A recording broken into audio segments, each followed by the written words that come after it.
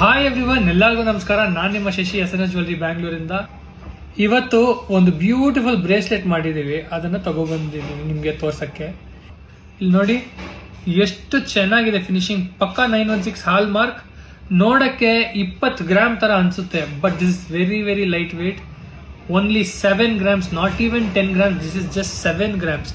ಇದೇ ತರ ಏನೇ ಒಂದು ಆರ್ಡರ್ ಇರಲಿ ನಮ್ಮ ಹತ್ರ ಕೊಡಿ, ನಾವು ಎಲ್ಲ ಒಡವೆಗಳನ್ನ ಕಸ್ಟಮೈಸ್ ಮಾಡಿಕೊಡ್ತಾ ಇದೀವಿ.